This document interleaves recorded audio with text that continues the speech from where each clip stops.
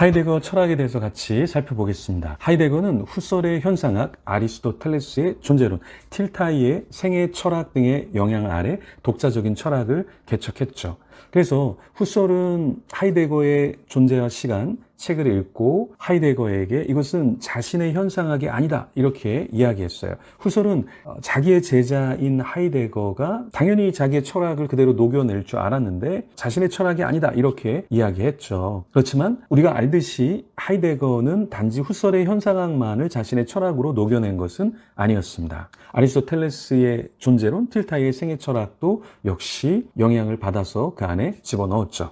특히 현 존재의 존재 의미를 탐구하는 실존론적 철학을 수립했죠. 하이데거의 정기 철학은 방법론적으로는 해석학적 현상학이었고요. 그 대상으로 보자면 현존재, 즉 인간 실존에 대한 것이었습니다. 하이데거는 인간은 존재자로서 세계의 일부이면서 세계와 다른 존재자들을 마주 대하면서 스스로 존재에 대해 의문을 가지는 유일한 존재다 이렇게 이야기했죠. 그래서 하이데거는 인간을 현존재, 다자인, 영어로는 their being 이라고 불렀죠. 현 존재가 세계를 마주한다는 것은 대상을 객관적으로 놓고 관찰한다는 의미였습니다. 이는 후설이 말한 의식의 참여와 같은 것이었죠.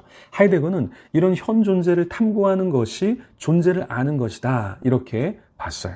현 존재로부터 존재 자체로 핵심적 주제가 옮겨간 후기 철학은 역사적으로 존재 자체가 인간 현 존재에게 어떻게 스스로를 현시하는가를 다루었습니다. 하이데거에 따르면 플라톤 이래의 역사는 존재 망각으로 점철되었죠. 특히 오늘날과 같은 기술 시대는 존재 망각이 극단에 이른 시기라고 보았습니다. 하이데거는 존재 자체에 대해 고민하지 않은 것을 안타까워했죠. 즉 존재에 관한 모든 연구가 특정한 성질에만 국한되어 있고 존재 자체를 어떤 성질이 있는 형질로 취급했다 이렇게 이야기했죠. 하이데거는 존재를 이미 상정하는 전제를 분석하는 것이 어떤 대상을 탐구하는데 우선적이다 이렇게 주장했습니다. 즉 존재를 이미 상정하는 전제, 이것이 반드시 있어야 한다는 것이죠. 그러나 철학자와 과학자가 더 기본적이고 이론에 앞서는 존재를 무시했기 때문에 그들의 이론을 보편적으로 주장하는 것이 잘못되었다 이렇게 이야기했죠.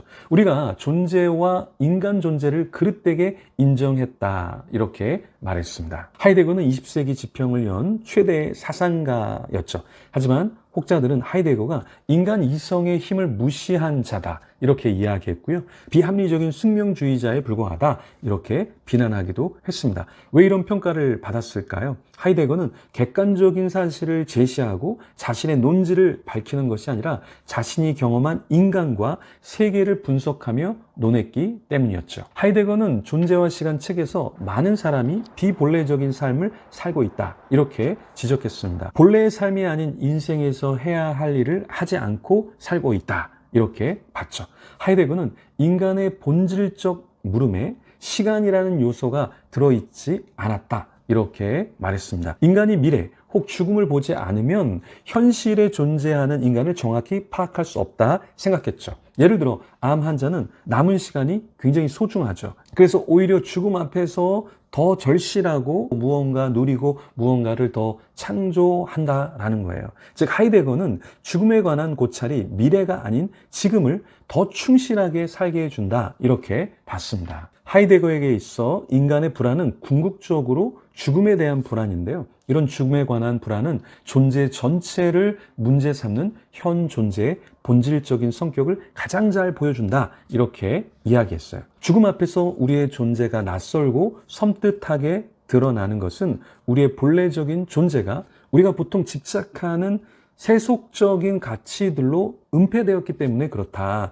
이렇게 이야기했죠. 즉 인간이 다른 존재자들에 대해서 갖는 차이, 우월함은 인간이 죽음 앞에서 자신의 존재 의미를 물을 수 있다는 데 있다 이렇게 말했죠. 인간이 왜 대단할까요? 왜 다른 동물과 식물보다 대단할까요? 하이데거는 우리가 죽음을 생각하고 그 죽음 앞에서 우리의 존재 자체에 대해서 묻는 것, 그것이 대단한 것이다 라고 말했죠. 하이데거는 시간이라는 요소를 철학에 도입해서 죽음에 관해 더 숙고하게 한 실존주의 철학자였죠. 하이데거가 불안에 관해 말했죠. 하이데거의 불안은 궁극적으로 죽음에 대한 불안이라고 말씀드렸습니다. 현 존재의 본질적인 성격이 언제 드러나는가? 먹고 마시고 놀고 그런 것도 중요하지만 이 죽음이라는 것, 그 죽음의 불안 앞에서 우리는 우리의 존재를 다시 보게 된다라는 것이죠. 존재와 시간 책에서 하이데거가 강조한 것은 무엇일까요? 우리는 죽음을 직면해 실존을 정화하고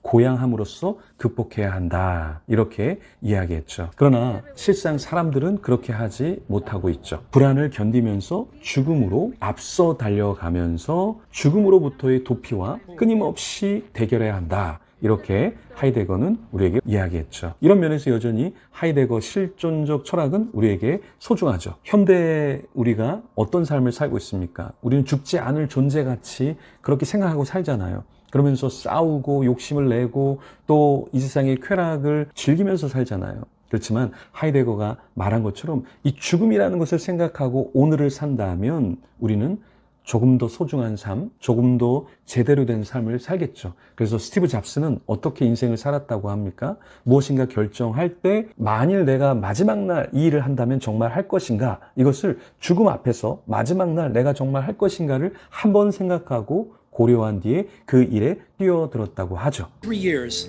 I've looked in the mirror every morning and asked myself, if today were the last day of my life, would I want to do what I am about to do today? And whenever the answer has been no for too many days in a row, I know I need to change something. Remembering that I'll be dead soon is the most important tool I've ever encountered to help me make the big choices in life. Because almost everything, all external expectations, all pride, all fear of embarrassment or failure, these things just fall away in the face of death, leaving only what is truly important. Remembering that you are going to die is the best way I know to avoid the trap of thinking you have something to lose. You are already naked. 우리도 이렇게 죽음 앞에서 마지막 때를 생각하면서 오늘 하루를 사는 가운데 실존적인 삶을 살면 좋겠습니다. 네, 더 열심히 죽음 앞에서 철학도 공부하면 좋겠습니다.